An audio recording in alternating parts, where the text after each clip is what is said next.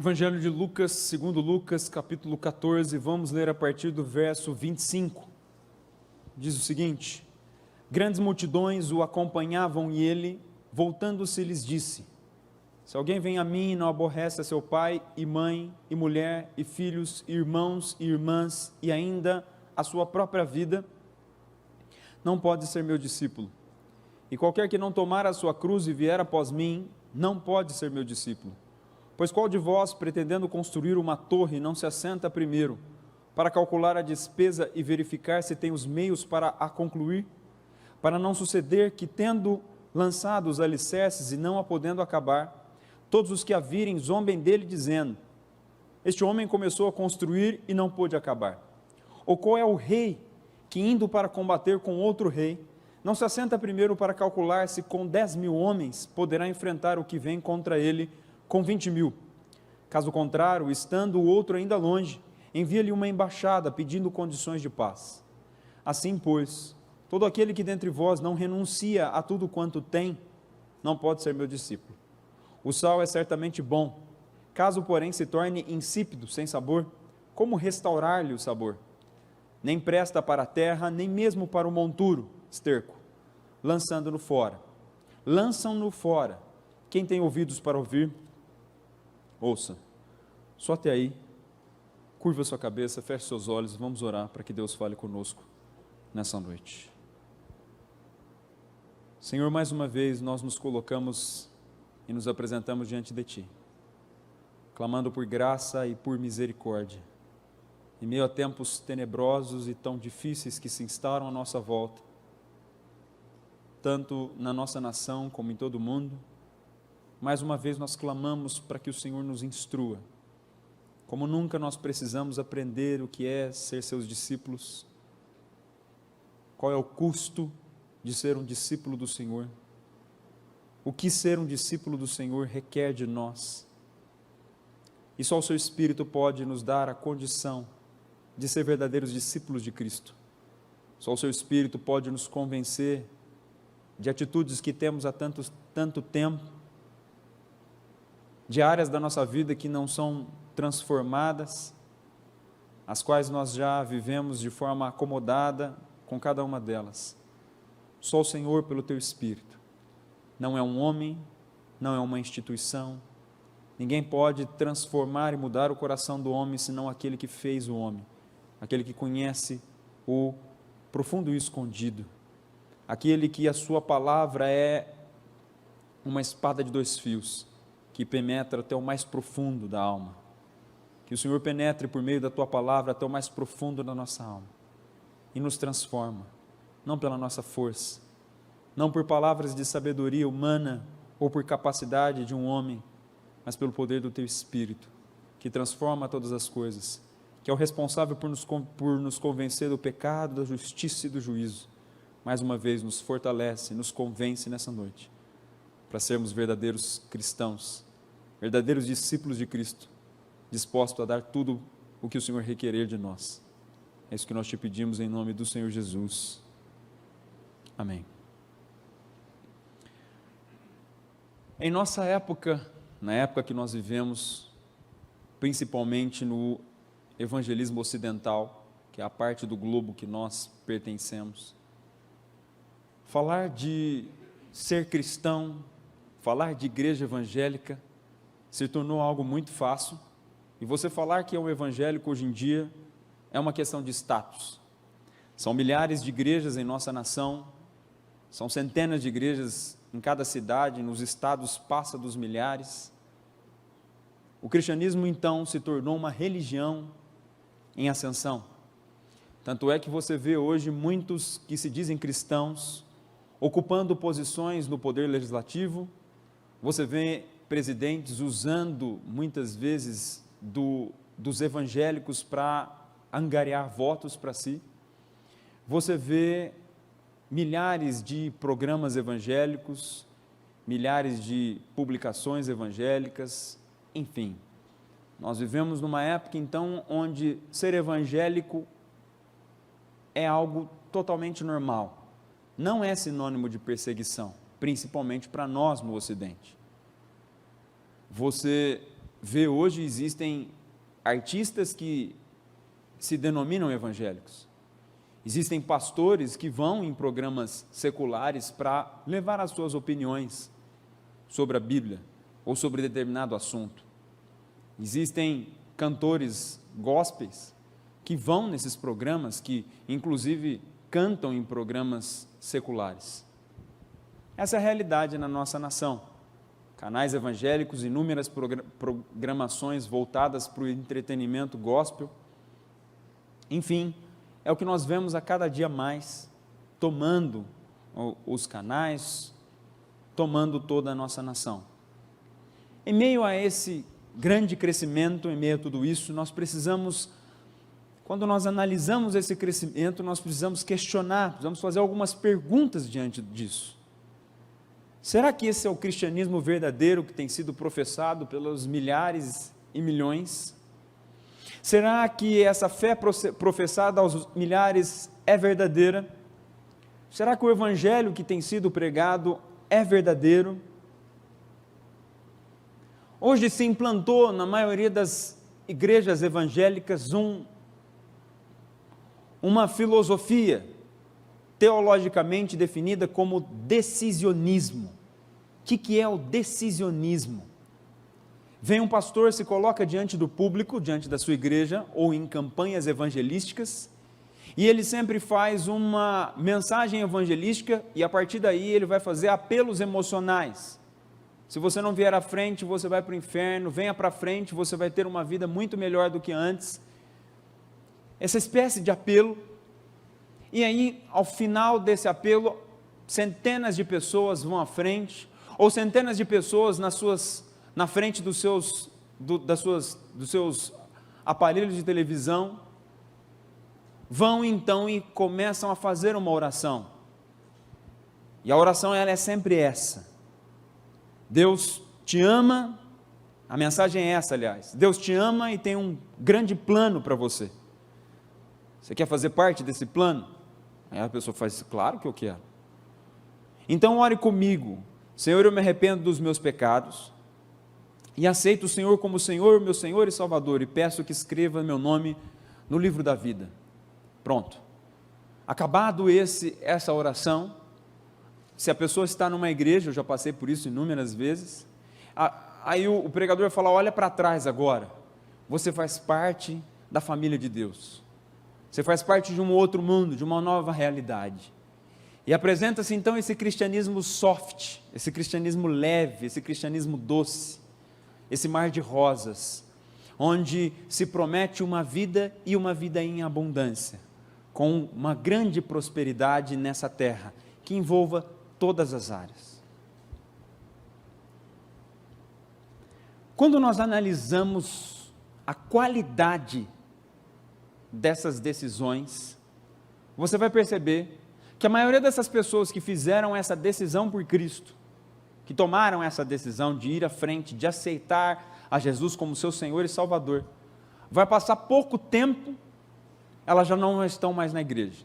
Às vezes elas ficam dentro da igreja por mais ou menos um ano, aí elas batizam e vão aí afora, e são considerados os desviados de hoje em dia, e são os que vão trazer escândalo, porque o nome de Deus vai ser blasfemado entre os gentios por conta desses. Não é à toa que a maioria do corpo evangélico hoje está envolvido, a maioria do falso evangelho está envolvido em corrupção, está envolvido em crimes, está envolvido em sonegação fiscal, em sonegação de dívidas, enfim. Esses são os cristãos, entre aspas, que fizeram essas decisões e que hoje se consideram cristãos. Não é à toa que você vai ter em bancos restrições para pastores. Esses pastores quando você vai no banco e fala que é um pastor, você não pode fazer um empréstimo. Tamanha a quantidade de calotes que o banco já tomou pelos que se dizem pastores. Não é à toa que você abre um jornal e você vê inúmeros pastores envolvidos em escândalos sexuais. Agora virou moda entre o povo evangélico pedofilia. Virou moda entre o povo evangélico abuso sexual do pastor em relação aos membros da sua igreja. Não estou falando só de criança, estou falando de mulheres também. estão fragilizadas por um momento e o pastor usa daquela fragilidade para abusar dessas mulheres. Essa é a nossa realidade. Mas será que isso é cristianismo, meu irmão? Você já parou para... Muitos dizem que o Brasil está vivendo um avivamento, pela quantidade de evangélicos, programa e literatura e por aí vai. Mas isso de fato é cristianismo? Quando nós analisamos tudo isso que está acontecendo, nós estamos de fato vivendo o que é o cristianismo. Quando Jesus mostra o que é segui-lo, essas pessoas estão apresentando para a igreja o que é seguir a Jesus. O meu objetivo nessa noite é interpretar aqui, porque acho que nem precisaria de pregação de tão claras que são essas palavras, as palavras que o próprio Jesus profere para aqueles que querem seguir a Ele. Você veio aqui, está sentado na igreja e espera ouvir uma palavra sobre Cristo, sobre Deus hoje, uma palavra que vai te trazer edificação sobre a alma.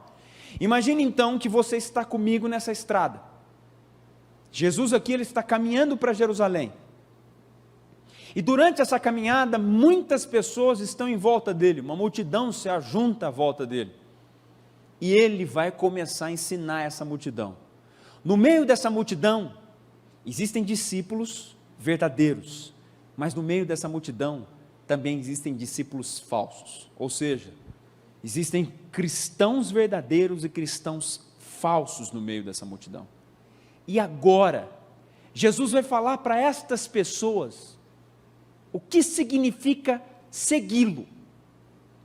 Quando você vem para a igreja, você sabe o que é seguir a Jesus.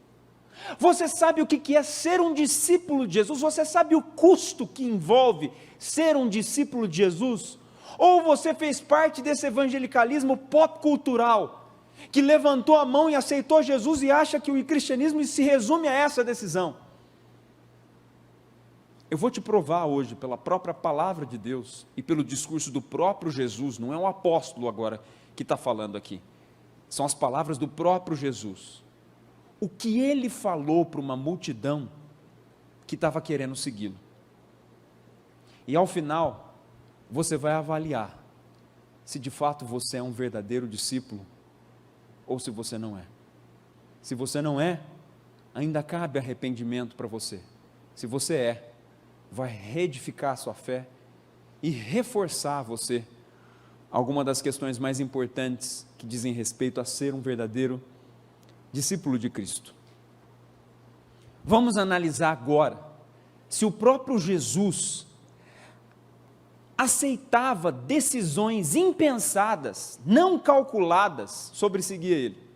Quando uma pessoa hoje vai seguir Jesus, você acha que ela está pensando, olha, mas eu seguir a Jesus significa isso, isso e isso.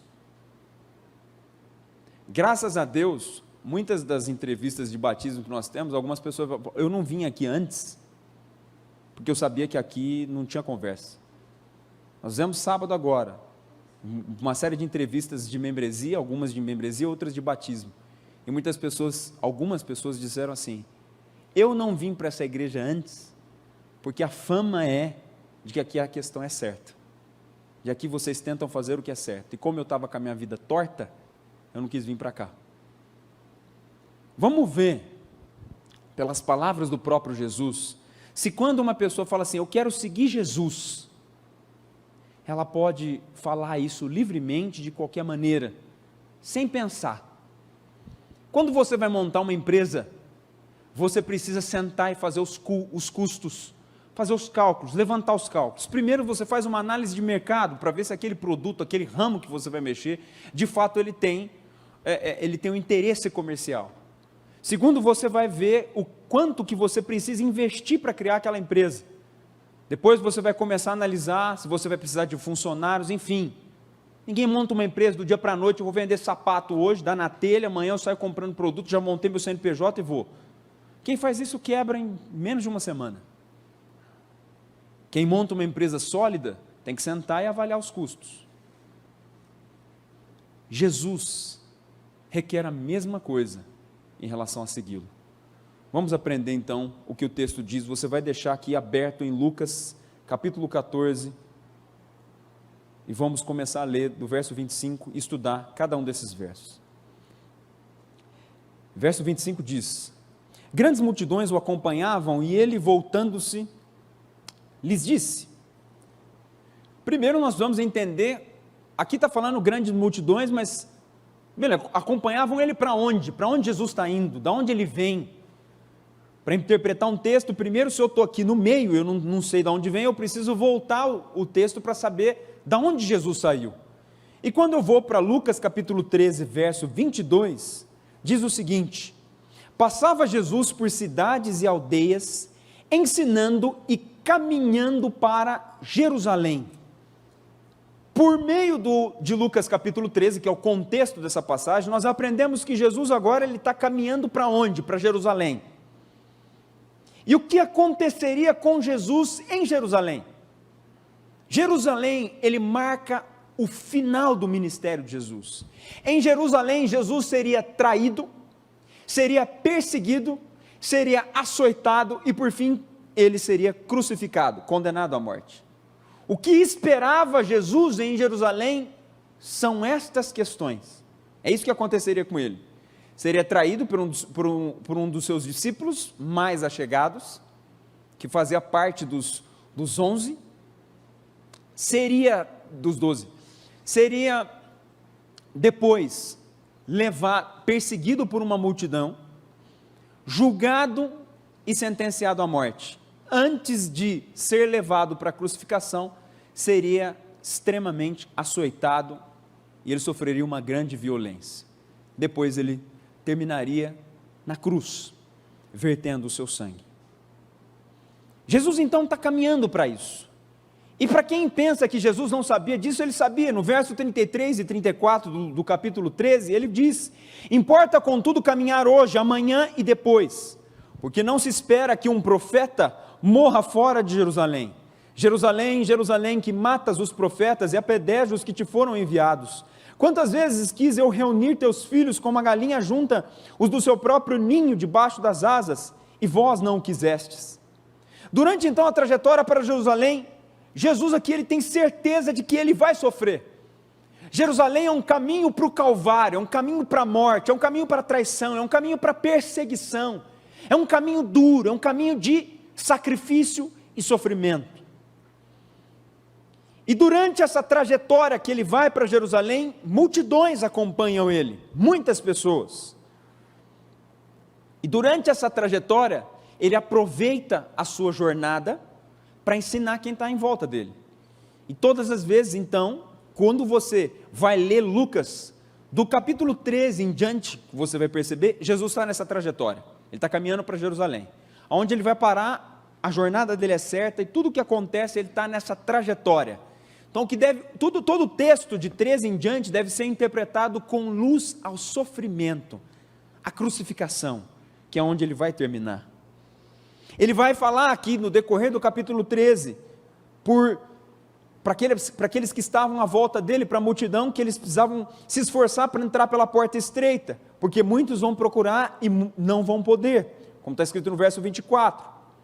No verso 13 e 27, ele vai trazer uma parábola da grande ceia, que vai falar sobre os falsos cristãos nessa grande ceia, que muitos não vão poder participar, vão bater na porta, e ele vai falar para aqueles que são os falsos cristãos: não sei de onde vós sois, e não vai deixar eles entrarem nessa grande ceia, que é um reflexo do céu.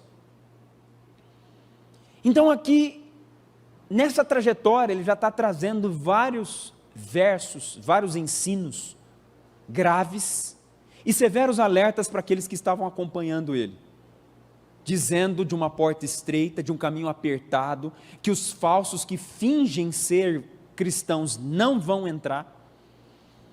Então, nós chegamos no verso 25, no decorrer dessa jornada, e ele diz: grandes multidões o acompanhavam. Grandes multidões são muitas pessoas. Quando você estuda os evangelhos, você vai ver que multidões geralmente eram 5.000 homens, 4.000 homens, isso dava mais ou menos 15, 20 mil pessoas, porque a Bíblia faz a contagem por homens, fora mulheres e crianças. Então, se aqui fala grandes multidões, colocando a palavra multidão no plural, significa que mais ou menos estava acompanhando Jesus aqui, mais ou menos umas 20 mil pessoas, junto com ele ali, nessa trajetória. E diz ali que o acompanhavam, estavam junto com ele. Mas quem compunha essa multidão? Quem eram as pessoas que sempre seguiam Cristo no decorrer dos evangelhos? Eu vou aqui trazer 3 tipos de pessoas que seguiam a Jesus nessa multidão. Alguns eram os verdadeiros discípulos, que estavam dispostos a ir com Jesus até o final, que haviam entendido o evangelho e que estavam amadurecendo no decorrer da sua fé cristã. Alguns eram interesseiros num reino messiânico terreno, tinham um interesse político em Jesus, achavam que Jesus ele estabeleceria um reino terreno, ele seria um Messias de governo, ele viria na terra, tiraria o povo de Israel do domínio romano e seria um governador na terra, e o reino dele seria desse mundo. Muitos então estavam seguindo Jesus com esse interesse político, e outros eram interesseiros nos milagres e nas multiplicações, naquilo que Jesus podia oferecer para eles. Muitas pessoas estavam ali, esperavam por uma nova multiplicação, por uma nova cura, por uma nova multiplicação. Quem sabe Jesus ouça o meu clamor e atenda uma necessidade que eu tenho. Então estavam interessados no que Jesus podia fazer por elas fisicamente, na terra, e não nas suas almas. E é o que acontece na igreja hoje.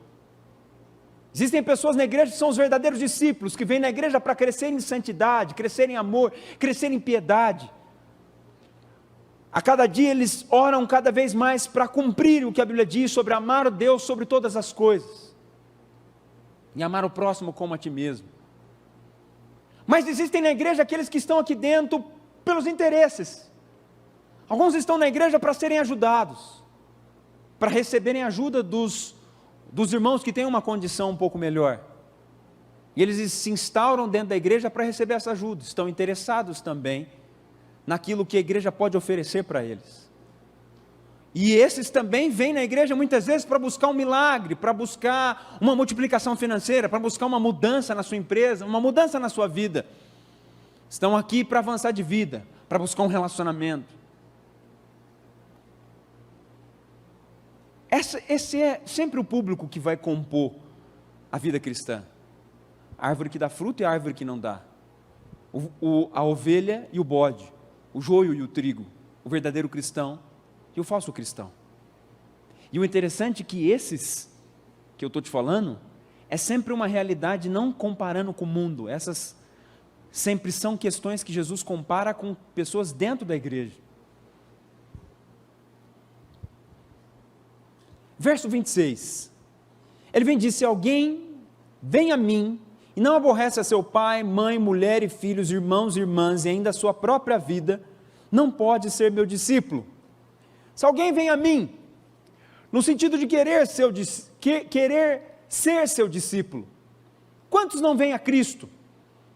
Quantos não vêm a Cristo de todas as formas, de todas as maneiras? Vão na igreja por meio desses programas de televisão? Quantos não vão a Ele? Muitos cheios de desejos e interesses próprios. Entretanto agora, Jesus, a partir de agora, Ele vai apertar a corda. Até agora a porta está bem larga, está todo mundo passando, está todo mundo tranquilo, vamos com Jesus. Jesus, o que é isso? Jesus é muito bom, né? Nossa, vamos, tem um milagre aqui, um milagre ali, estamos numa viagemzinha com Ele, Ele sustenta a gente, nós podemos ficar aqui.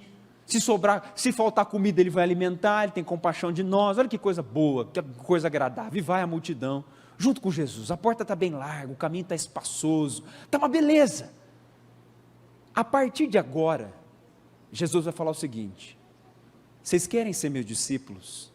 Eu vou falar para vocês o que é ser meu discípulo e o custo que tem ser meu discípulo. A partir de agora, Ele vai separar bode de ovelha. A partir de agora, Ele vai começar a separar quem é verdadeiro cristão do falso cristão. A partir de agora, Ele vai separar os verdadeiros discípulos dos que estão interessados em alguma outra coisa, que não seja o reino de Deus. E Ele vem, e Ele começa: se alguém vem a mim, e não aborrece seu pai, mãe, mulher, filhos, irmãos e irmãs, e ainda a sua própria vida, não aborrece. No original aqui a palavra significa odeia, detesta.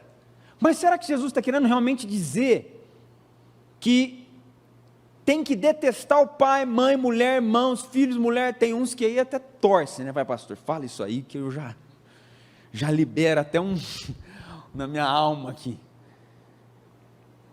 Será que Jesus de fato está dizendo? Porque se Jesus estiver dizendo que você deve aborrecer pai, mãe, mulher, filhos, irmãos, irmãs, ele está contradizendo seus próprios ensinos. Ele ensinou sobre honrar o pai e a mãe. Ele ensinou que você deve amar a Deus sobre todas as coisas e ao próximo como a si mesmo. Então ele ensina também você ter um amor próprio, cuidar da sua própria vida. Será que ele está querendo dizer isso então? É óbvio que não. Talvez aqui o texto queira dizer o que está escrito em Mateus capítulo 10, verso 37, que Jesus lá diz o seguinte: quem ama seu pai ou sua mãe mais do que a mim, não é digno de mim, e quem ama seu filho ou sua filha mais do que a mim, não é digno de mim.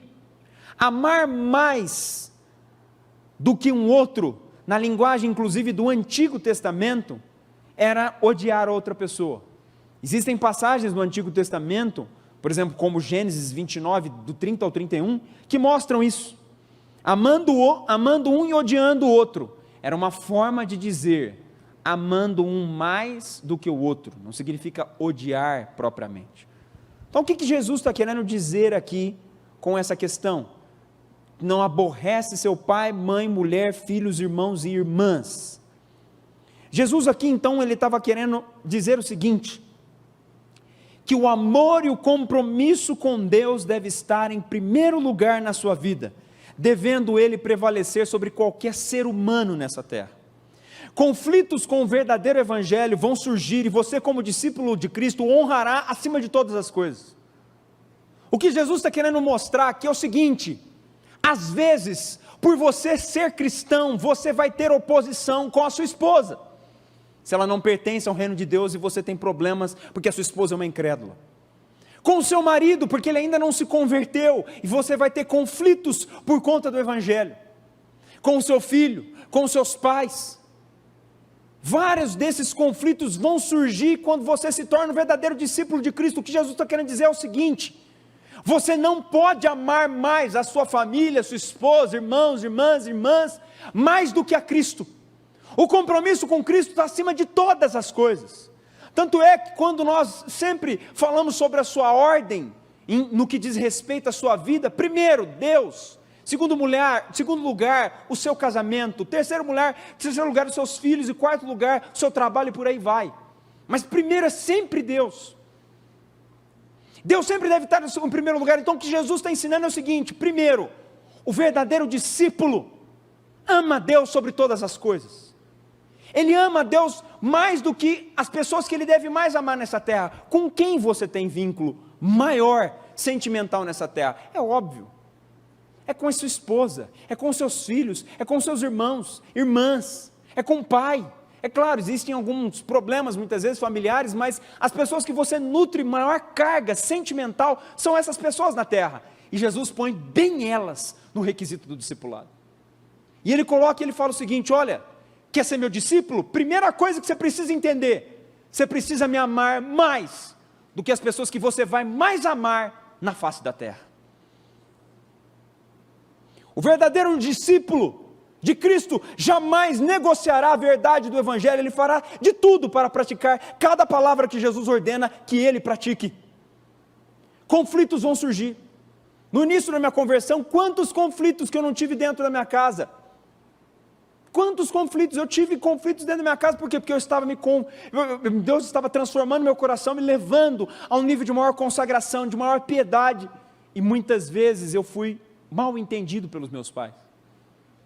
Eles não compreenderam aquilo que estava acontecendo na minha vida. E tive muitas dificuldades por isso. Mas, acima de tudo, eu tinha que manter a minha fidelidade a Cristo, independentemente do que acontecesse. Eu sei de pessoas que têm problemas com seus pais, fazem anos tentando reconciliar, mas por serem cristãos e os pais católicos, eles não permitem conciliação, mesmo que o cristão tenha iniciativa e lute para que haja paz. Custo de ser um discípulo de Cristo. Mas não para por aí. Ele não fala só sobre o âmbito familiar e sobre as pessoas que você vai mais amar nessa terra. Ele ainda vai para um outro nível. Ele fala, se você não aborrecer pai, mãe, mulher, filhos, irmãs, irmãs, mas ele fala, e a sua própria vida, você que ama a si mesmo, que cuida de si mesmo com tanto zelo, com tanto amor, Cristo fala, você deve amar a Cristo acima de si mesmo, você deve cuidar dos interesses do reino acima dos seus próprios cuidados. Paulo expressa bem o que Jesus está querendo dizer aqui, quando você vai em Gálatas capítulo 2, não precisa abrir, do 19 ao 20, Paulo fala o seguinte, porque eu, mediante a própria lei, morri para a lei, a fim de viver para Deus, estou crucificado com Cristo, logo já não sou eu quem vive, mas Cristo vive em mim, e esse viver que agora tenho na carne, vivo pela fé no Filho de Deus, que me amou, e a si mesmo se entregou por mim. Romanos 1:1, Paulo diz, Paulo, servo de Cristo, servo, a palavra no grego é doulos, escravo, Paulo, escravo de Cristo. Paulo, quando ele teve um encontro com Cristo na estrada de Damasco, ali morreu Paulo, morreu os interesses de Paulo, morreu os sonhos de Paulo, morreu os projetos de Paulo, ali nasceu um Paulo escravo do seu Senhor, que lutaria o resto da sua vida pelo seu Senhor, para fazer a vontade do seu Senhor. Pastor, mas eu não posso então ter um projeto acadêmico, ter um projeto sentimental, ter um projeto empresarial, é óbvio que pode, desde que ele obedeça aos interesses do reino. Se for a vontade de Deus, segue, se não for a vontade, não segue. Isso aqui é uma situação bem simples. A Bíblia fala que você não deve se prender a julgo desigual. Quem é solteiro? Às vezes você vai se interessar por uma pessoa que está no mundo, que não conhece a fé cristã. Você pode casar com ela? Não. A Bíblia não te dá essa possibilidade. Não pode. Pronto, acabou. O Evangelho falou, você não pode prender julgo desigual. Acabou. O discípulo de Cristo, o que ele vai fazer? Ele, ainda que ele tenha o interesse, ele não posso. Simples assim. Se eu não posso, eu não vou fazer. Acabou. Deus não deu direito. Então o que Jesus está querendo dizer aqui exatamente? Ele falou assim, olha, você vai ter interesses na sua vida que você não vai fazer porque você é discípulo de Cristo. Nós não lemos aqui no início do culto, Lucas 9:23, qual que é o primeiro requisito para ser discípulo de Cristo?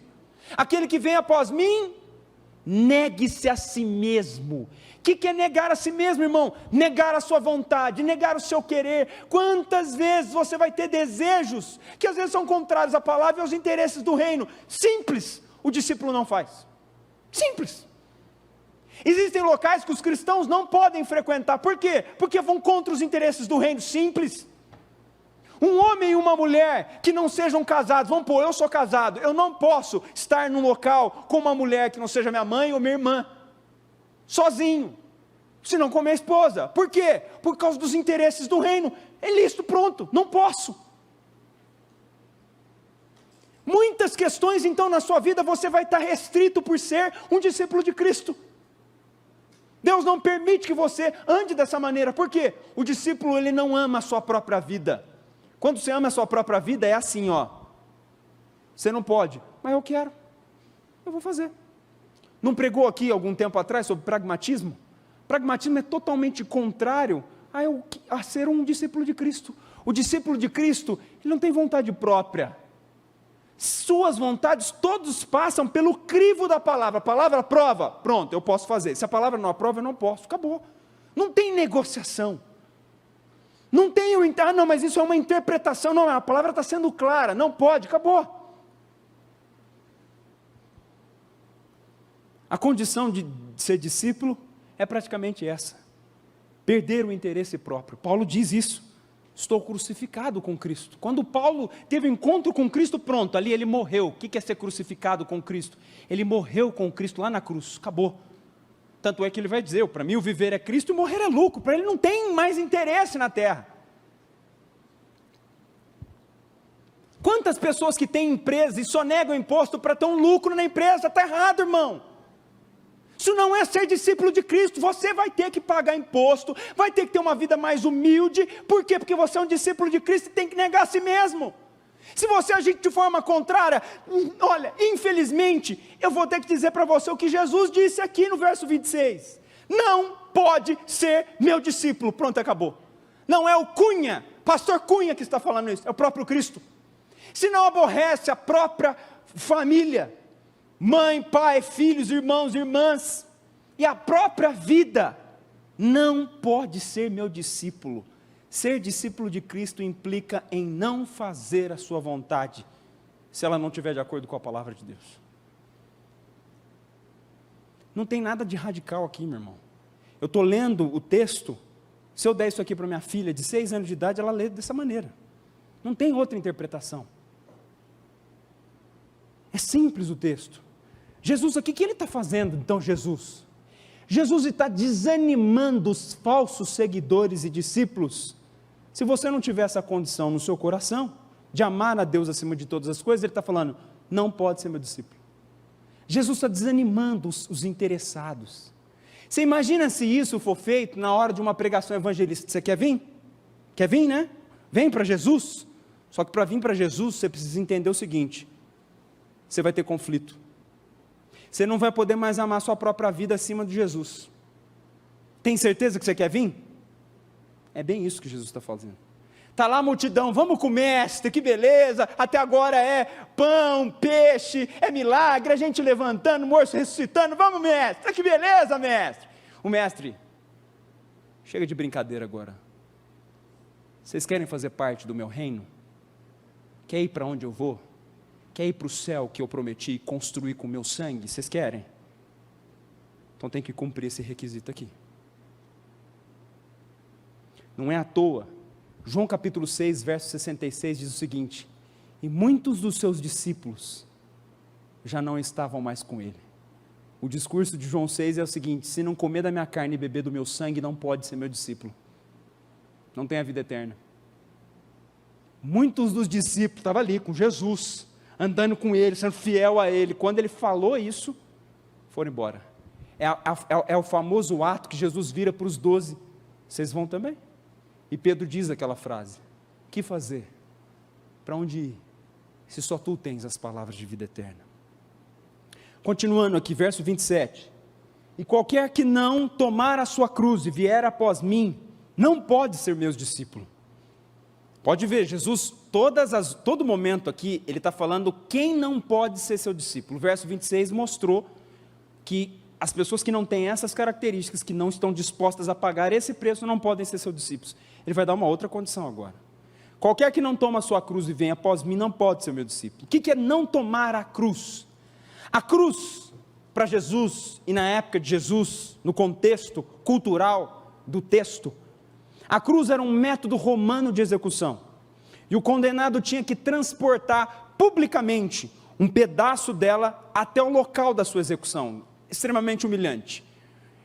O condenado, ele tinha que pegar um pedaço da cruz, que é onde ele seria pregado e erguido, era um pedaço de madeira, muitas vezes bem pesado, alguns dizem que é só a parte de cima, outros dizem que é a cruz inteira, aí há um conflito nesse sentido, mas independentemente de qualquer coisa, o condenado muitas vezes era açoitado, então ele estava muitas vezes escorrendo sangue, com muitas dores pelo seu próprio corpo, e ele tinha que sair do local onde ele tinha sido açoitado e caminhar publicamente. A multidão da cidade toda contemplava a trajetória pública dele de humilhação. Ele carregava a sua cruz até o local da sua morte. O que isso significa então, tomar a cruz para o cristão no contexto do discipulado? O discípulo de Cristo terá que levar adiante seu discipulado, e nele ele encontrará os meios de automortificação, vai ter que morrer para si mesmo, e vai ter que se separar do mundo. Em alguns casos a morte física pode resultar, como do próprio Jesus e como os apóstolos. Em alguns casos, tomar a cruz significa caminhar para a morte, caminhar por martírio, como aconteceu com vários homens e mulheres dos séculos passados, no decorrer da história da igreja. A figura de carregar a cruz também implica na boa vontade de carregar a dor da perseguição, como resultado de ser um verdadeiro discípulo de Cristo. O verdadeiro discípulo de Cristo vai carregar a cruz, é o que? É a dor da perseguição, é a dor da jornada, são as humilhações e perseguições e dificuldades que ele vai enfrentar no decorrer dessa jornada, até o fim na terra. E o interessante é que ele diz aqui, não tomar a sua cruz. O tomar aqui nos originais, é uma palavra que está no presente, ou seja, ela implica uma característica contínua, que vai acontecer sempre na vida de um discípulo. É como se fosse assim: aceita Jesus, já coloca uma cruz aqui, vai carregar ela até o final.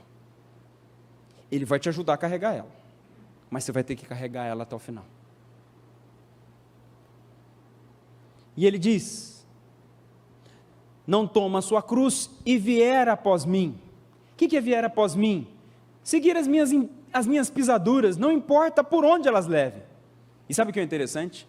Para onde Jesus está caminhando, que eu disse no início da pregação? Jerusalém. O que Jesus ia passar em Jerusalém? Traição, perseguição, açoite, crucificação. Tomar a cruz e vier após mim é: vem para o martírio, vem para o sofrimento, vem para a perseguição, vem para o mundo ser contrário a você, vem. Esse é o discípulo de Cristo. Quando ele está falando toma a cruz, enfrenta a dor da perseguição, enfrenta a dor de ser um discípulo e todas as dificuldades, e caminha até o Calvário, porque é para isso, para onde Jesus está indo agora. E ele diz: aquele que não toma a cruz e vem após mim, me segue, para onde quer que eu o leve, ele mais uma vez fala, não pode ser meu discípulo.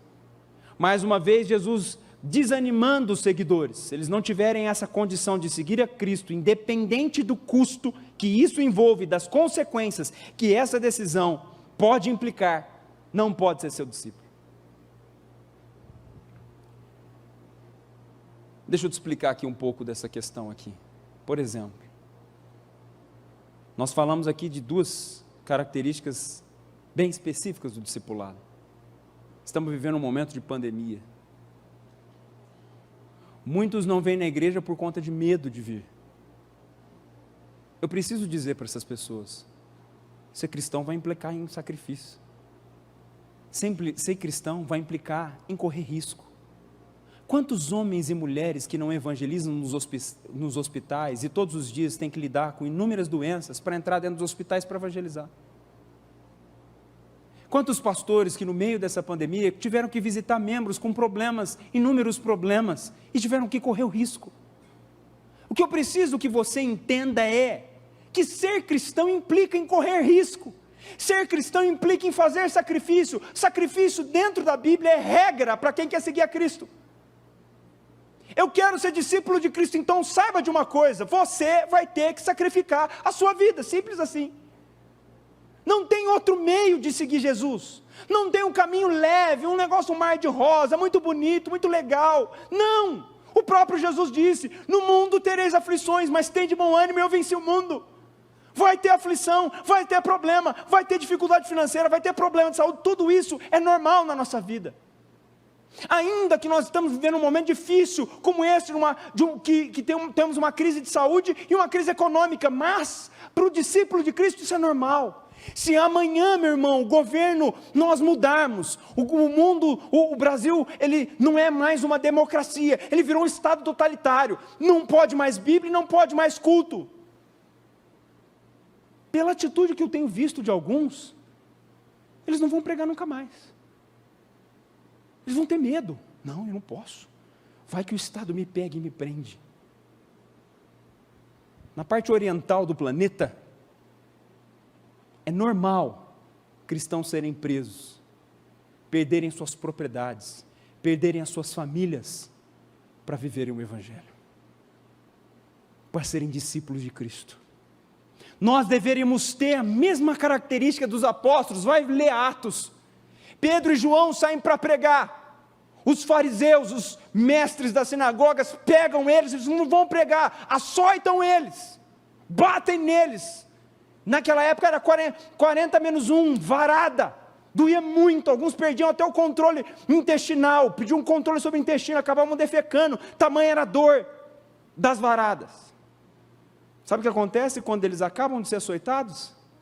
A Bíblia diz que eles saem regozijantes de alegria, porque eles estavam sendo dignos de sofrer as mesmas afrontas que Cristo. Estavam alegres por apanhar, porque Cristo também apanhou. estavam alegres por correr risco, porque Cristo também correu, estavam alegres por ser perseguidos, porque Cristo também foi. E nós, muitas vezes, preservando o sono, preservando o cansaço, não vou no culto hoje porque tem um jogo, não vou no culto hoje porque eu estou cansado, não vou no culto hoje porque não...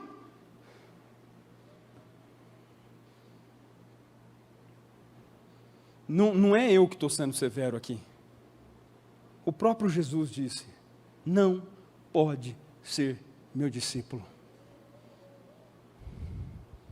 Vamos continuar a leitura agora. Ele diz o seguinte, verso 28, pois qual de vós, pretendendo construir uma torre, não se assenta primeiro para calcular a despesa e verificar se tem os meios para concluir, para não suceder que, tendo lançado os alicerces e não a podendo acabar, todos os que a virem zombem dele, dizendo, este homem começou a construir e não pôde acabar. Agora Jesus vai contar duas parábolas. A maioria das vezes você vai ver pessoas falando que essas parábolas são sobre projeto. Você vai fazer um projeto na sua vida sem calcular antes. O que Jesus está querendo dizer que não tem nada a ver com projeto. Tem nada a ver. Jesus conta duas parábolas agora para ensinar as pessoas calcularem os custos de serem discípulos de Cristo antes de aceitarem ser discípulos. Ele conta a primeira parábola. A primeira parábola é um homem. Ele vai construir uma torre. E ele compra lá 10 tijolos, 10 sacos de cimento, 10 sacos de areia e vai. Começa a construir, vou construir a torre. Chega no meio, ele viu que ele primeiro não tinha dinheiro, que ele não vai poder mais terminar, e ele não comprou a quantidade de cimento, a quantidade de areia e de tijolo para construir a torre. Parou na metade. Aí o que acontece? Ele vai, para na metade, as pessoas passam, olha lá, mas é um idiota mesmo, olha lá, parou no meio, não calculou direito, aí ó, ficou no meio. As pessoas passam, começam a zombar dele, porque ele parou no meio, não fez a avaliação. O que é aqui então essa parábola? O que ela significa? Construir uma torre é o projeto de uma construção de uma nova vida em Cristo, discipulado, ser discípulo de Cristo. Assentar e calcular é que antes de você decidir se você quer de fato seguir a Cristo, você faz uma avaliação fundamentada. O que é isso?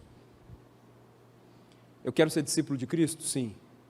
Então eu tenho que entender o seguinte, eu tenho que obedecê-lo assim, assim, assim, assado. Eu vou correr o risco de ser perseguido. Eu vou correr o risco de ter vários sofrimentos. E essas questões fazem parte da vida de um cristão.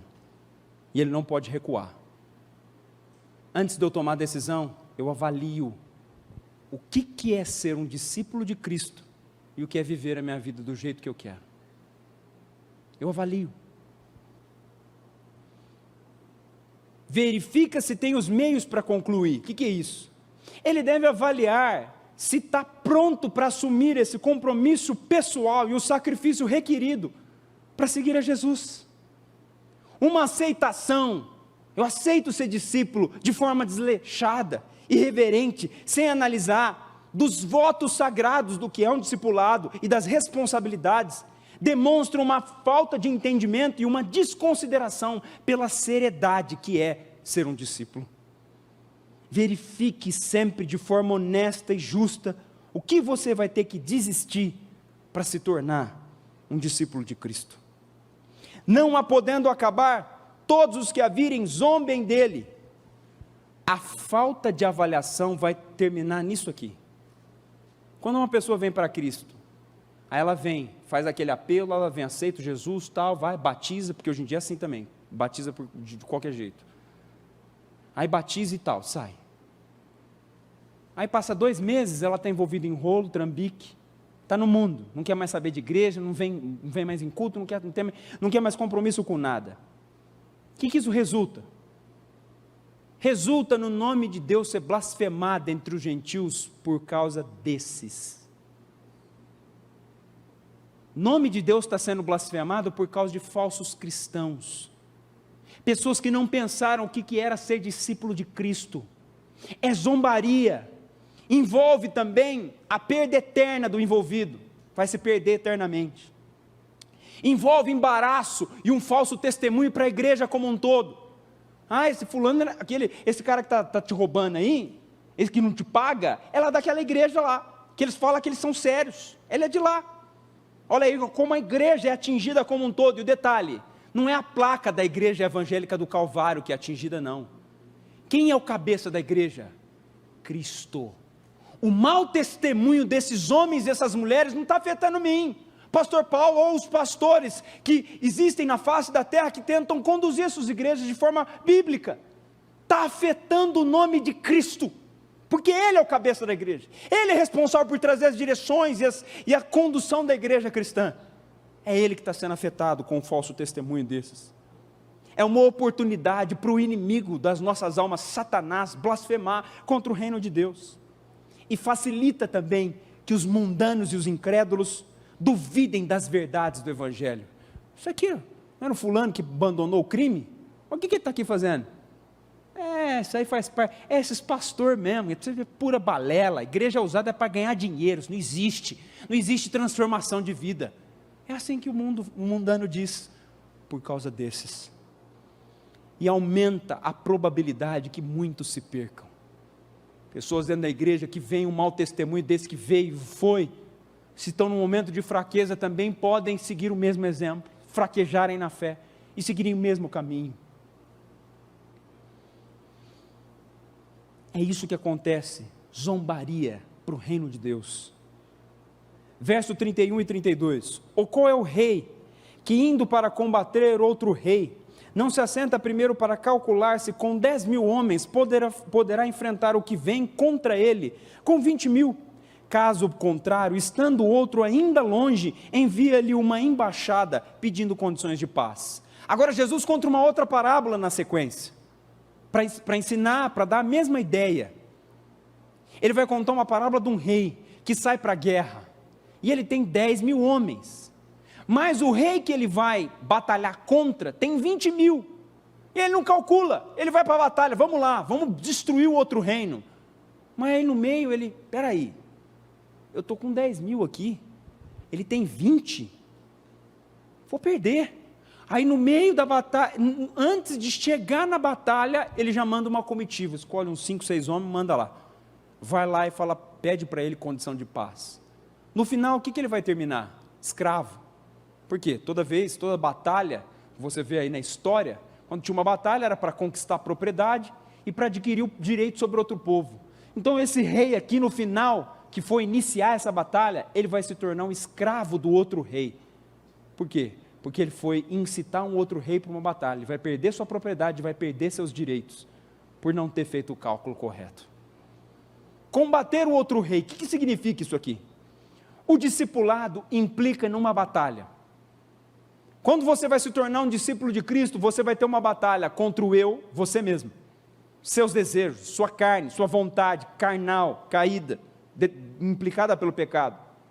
Você vai ter uma batalha contra o mundo vai se opor a você, a cultura, o que o mundo implica, os valores do mundo, aquilo que o mundo deseja, e o próprio sistema mundano, que é contrário à santidade e obediência a Deus. Você vai lutar também contra Satanás e seus demônios. Aquele que quer ser um discípulo de Cristo, ele vai ter que lutar contra todas essas coisas, o eu, Satanás, o mundo e os demônios. Assenta primeiro para calcular se poderá enfrentar o que vem contra ele. O que isso significa? Calcule para ver se você tem condições de batalhar nessa guerra. É necessário examinar a situação e considerar isso antes de agir. Antes de eu agir, antes de eu ir para essa batalha que vai ser um discípulo de Cristo, eu preciso entender as condições da batalha que eu vou enfrentar na minha vida cristã.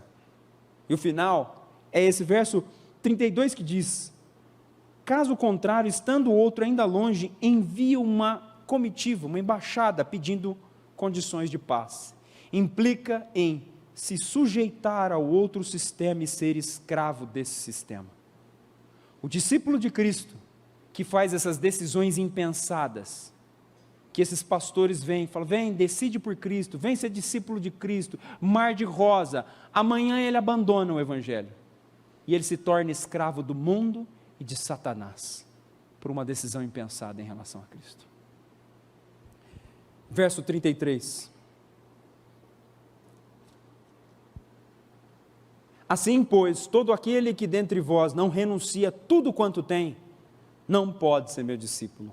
Assim, pois, diante das duas parábolas, Jesus trará palavras mais simples e explícitas, mais claras do que ele quis dizer, para resumir todo o ensino. E ele diz, todo aquele que dentre vós, todos aqueles que estão me seguindo, seja qual motivo for, não renuncia tudo quanto tem. O que isso significa? Se quiser ser discípulo de Cristo, tem que renunciar tudo. Isso implica em uma rendição completa a Jesus. É assim, a partir de hoje eu vou seguir a Cristo. Pronta, a tua vida é minha. O Senhor faz o que o Senhor quiser, do jeito que o Senhor quiser. Eu sou do Senhor, sua propriedade. O Senhor deu o seu sangue, eu sou do Senhor. Pronto a abrir mão de todas as coisas. O verdadeiro discípulo vai renunciar tudo quanto tem. E é interessante aqui que os originais, esse tem aqui significa posse, propriedades. O versículo implica então que o discípulo deve estar disposto a abandonar tudo que ele tem, que possa impedir de Deus ocupar o primeiro lugar na sua vida. O que hoje existe na tua vida, na vida diária, no seu dia a dia, que faz com que Cristo não seja o primeiro lugar, que Deus não seja o primeiro lugar. É exatamente isso que você precisa renunciar. Paulo conseguiu retratar muito bem o que é renunciar tudo quanto tem. Filipenses 1, 20 ao 23, ele diz, segundo a minha ardente expectativa e esperança de que em nada serei envergonhado, antes, com toda a ousadia, como sempre, também agora, será Cristo engrandecido no meu corpo, quer pela vida, quer pela morte. Porquanto para mim o viver é Cristo e o morrer é lucro. Entretanto, se o viver na carne traz fruto para o seu trabalho, para o meu trabalho, já não sei o que hei de escolher. De um lado ou de outro lado eu estou constrangido, tendo o desejo de partir e estar com Cristo, o que é incomparavelmente melhor. Para Paulo não tinha mais, você está entendendo? Se ele ficava aqui, ele viveria para Cristo. E se ele fosse para o céu, seria muito melhor. Ele viveria para sempre, a eternidade toda, mais perto de Cristo ainda. E mais uma vez ele fala, né? Nesse grupo de mensagens, ele vai citar 3 vezes a condição, não pode ser meu discípulo, não pode ser meu discípulo, e a última vez é agora, não pode ser meu discípulo, aquele que não renuncia tudo quanto tem. Se não estiver pronto para renunciar tudo, é simples, não pode ser meu discípulo, é o que Jesus está dizendo. Diante dessas palavras, 2 escolhas seriam possíveis, 2 resultados. Aquele que confirma e busca a perfeição do discipulado, pagando o preço total, está disposto a abandonar tudo e fazer tudo para Cristo. E aquele que começa a estar entre 2 pensamentos e se desviar, até não andar mais com ele. Versos 34 e 35. O sal é certamente bom, caso porém se torne insípido, como restaurar-lhe o sabor? Nem presta para a terra, nem mesmo para o monturo, para o esterco, lançam-no fora. Quem tem ouvidos para ouvir, ouça. Sal. O sal, muitas vezes na Bíblia, ele é tratado que o discípulo é o sal da terra. Jesus disse isso em Mateus 5,13, ó sois o sal da terra. E se o sal se tornar insípido, como restaurar-lhe o sabor? Para nada mais presta, senão para ser lançado fora e ser pisado pelos homens. O sal, ele tem a função de salgar e de conservar da corrupção. Insípido, que ele está falando aqui, é não ter sabor, é perder as suas funções orgânicas do sal. Quando o sal se torna insípido, ele fala, ele não presta para a terra, nem mesmo para o monturo, não serve para nada. Ele não serve para adubar a terra, não serve para conservar o adubo, para trazer nutrientes, lançam-no fora. O que é lançar fora? É uma referência ao inferno. O que ele está querendo dizer quando ele contou essa parábola aqui no final, fez essa analogia aqui no final? Ele está querendo dizer o seguinte, se o discípulo não tem as características de amar menos família, mulher, mãe, amar menos a própria vida, tomar a cruz, me seguir. Se o discípulo não avalia o custo e não entende o que é ser um discípulo, ele é um sal insípido, ele não serve para nada. Ele não vai cumprir a sua função nessa terra de ser um verdadeiro discípulo de Cristo. Ele não tem função mais nenhuma. E aqui eu deixo um comentarista bíblico que disse o seguinte: os crentes para quem Jesus é mais importante do que a família e os amigos, e até mesmo suas próprias vidas, que pegam suas cruzes como mártires vivos e que renunciam às reivindicações de posses, são sal saboroso, que trazem a alegria a Deus e fazem diferenças palpáveis no mundo. Cristãos que não são salgados, não são cristãos de forma alguma, mais inúteis do que aqueles que nunca afirmaram seguir Jesus em primeiro lugar. E por final, Jesus encerra dizendo o seguinte: quem tem ouvidos para ouvir, ouça. Todos têm ouvidos. Mas o que Jesus está querendo dizer? Quem tem ouvidos para ouvir, ouça. Ele está chamando as pessoas que ouviram esse discurso para a gravidade do discurso. Ouça o que eu estou dizendo. É como se ele chacoalhasse as pessoas da multidão. Ouçam o que eu estou dizendo. Apliquem, tomem uma decisão positiva. Venham comigo, mas entendam o custo de que é andar comigo. Eu lembro aqui por último as palavras do apóstolo Paulo que ele escreve em 2 Coríntios capítulo 5, verso 14 e 15. Pois o amor de Cristo nos constrange, julgando nós isto: um morreu por todos, logo todos morreram. E ele morreu por todos para que os que vivem não vivam mais para si mesmos, mas para aquele que por eles morreu e ressuscitou. Ele deu a vida e o sangue dele por você. Não despreze essa vida e nem despreze esse sangue. E ele deu essa vida e esse sangue para que você não viva mais para si mesmo, mas por aquele que morreu por você. Morreu e ressuscitou por você. Fomos chamados para ser deles, para ser dele até o fim das nossas vidas. E as lições gerais aqui são as seguintes: só pode ser um discípulo de Cristo aquele que ir até ele, que é o que diz no verso 26, amar a Deus acima da família, mãe, mulher, irmãos, filho, pai, verso 26, parte B, amar a Deus acima da sua própria vida e negar a si mesmo, verso 26, tomar a cruz, verso 27, analisar o custo, verso 28, analisar a guerra a ser enfrentada, verso 30, e estar pronto para renunciar tudo, verso 33. Você está entendendo agora? Porque muitas vezes você vai ver pastores verdadeiros tendo uma ira santa contra os teólogos da prosperidade, que chamam as pessoas para vir à frente e apresentam um plano de vida para elas muito bom. Aquilo é uma blasfêmia diante de Deus.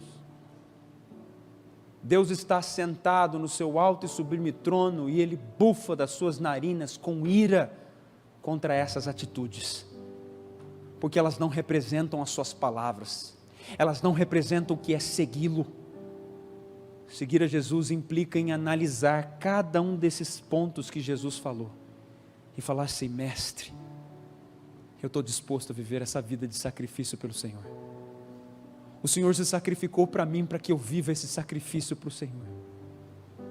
Por isso que a decisão por Cristo não pode ser impensada de qualquer forma, de qualquer maneira.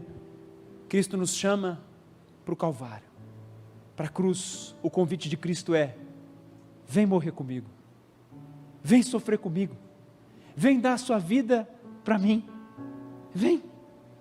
Essa é a chamada de Cristo para cada um de nós. Agora, eu não sou nenhum menino irresponsável para falar para você que essas condições você vai conseguir cumprir. Eu já sei que você não vai conseguir. O próprio Cristo já sabe que você não vai conseguir cumprir absolutamente nada disso aqui. Você não vai conseguir amar menos a família, você não vai conseguir amar menos a sua própria vida, não vai conseguir tomar a cruz, não vai conseguir seguir a Ele, não vai fazer esses custos, avaliar esses custos, não vai avaliar a guerra, não vai renunciar a tudo. É por isso que Ele nos deu o seu Espírito, O Espírito de Deus está em nós, Ele habita nos verdadeiros cristãos exatamente com essa função. Ele nos convence do pecado, da justiça e do juízo, e Ele nos dá as condições para fazer cada uma dessas características, para ter cada uma dessas atitudes. Se você até hoje tentou seguir a Cristo pelas suas próprias pernas, pela sua própria força, pelo seu próprio braço, você deve ser uma das pessoas mais frustradas, que está sentada aí falando: pastor, as suas palavras são ridículas. De fato, elas se tornam ridículas se você tentar pelo meio errado. O meio é chegar diante de Cristo e falar: eu me rendo, eu não consigo mais. Eu tentei a vida inteira ser um verdadeiro discípulo, mas não consegui. Terminei a minha vida frustrado, tentando ser santo, tentando ser justo, e não consegui nada disso. Eu amo a mim mais do que todas as coisas, faço tudo da minha vontade. Ai de quem fala alguma coisa para mim, eu faço tudo o contrário. Você tem que chegar diante dele e falar: me rendo. Eu não sei o que eu faço com a minha empresa, eu não sei o que eu faço com o meu casamento, eu não sei o que eu faço na minha família, eu não sei como que eu devo me conduzir no meu trabalho. Me conduz, me dirige, me faz um verdadeiro discípulo de Cristo. Não existe esse negócio: vem e aceita Jesus. Você não tem condição de aceitá-lo, seu coração está bloqueado. Tem que ser: vem e se rende. Fala: eu não tenho condição, eu não sei aceitar, eu não sei arrepender de pecado. Ninguém sabe nada nessa terra. Nós estamos mortos em delitos e pecados. Precisamos do Espírito vir em nós, trazer vida, convicção, trazer a realidade do pecado nos seus olhos e mostrar: olha quem você é, olha a podridão que habita dentro de você.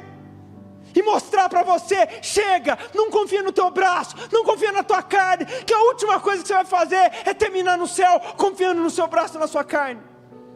É chegar diante dele e falar: Deus, eu me rendo porque eu não tenho outra alternativa. É falar como Pedro, depois de ouvir aquele discurso pesado: comer carne e beber sangue, isso aqui significa morte.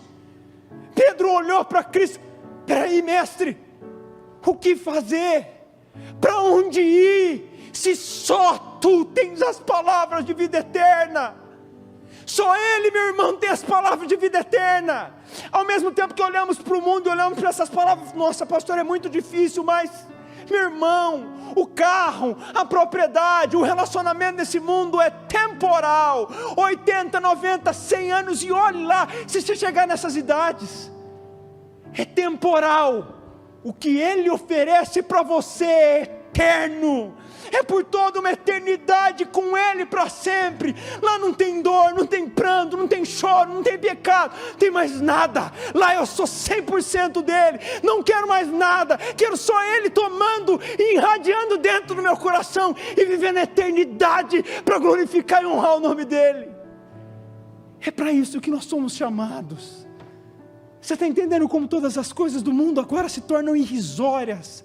Elas perdem o peso diante dessas palavras, porque elas de fato não têm valor perto do reino e perto do Senhor, que nos chama para entregar nossas vidas a Ele.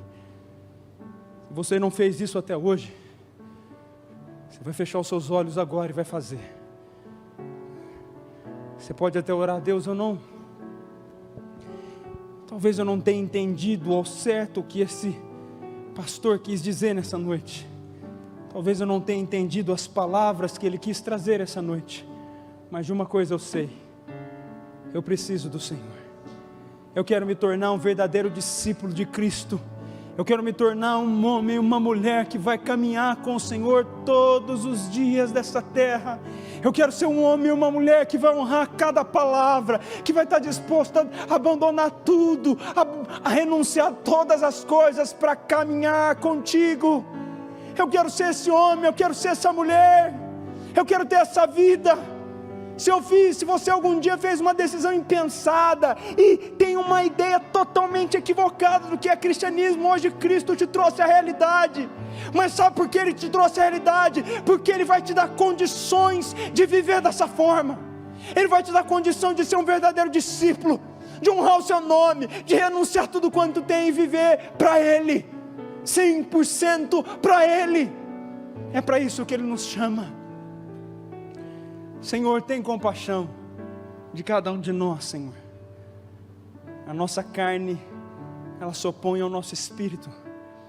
Nosso espírito deseja estar com o Senhor todo momento, em todas as circunstâncias, mas a nossa carne é uma oposição a nós, todos os dias. Tem misericórdia de cada um de nós. Nos ajuda pelo Teu Espírito e pelo Teu poder a tomar a decisão certa, a avaliar o que é ser um discípulo de Cristo e a entender. Amanhã no nosso trabalho nós precisamos entender isso.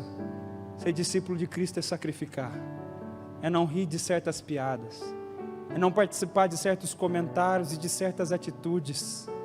Como um patrão, ser discípulo de Cristo é pagar todos os impostos necessários, é colocar a empresa de forma correta, é saldar as dívidas, é organizar a vida.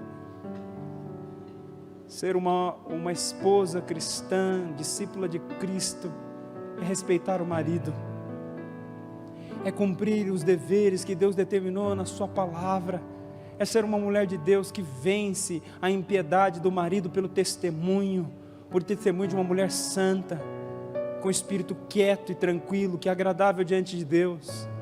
Ser um marido bíblico, um discípulo de Cristo, é amar a esposa acima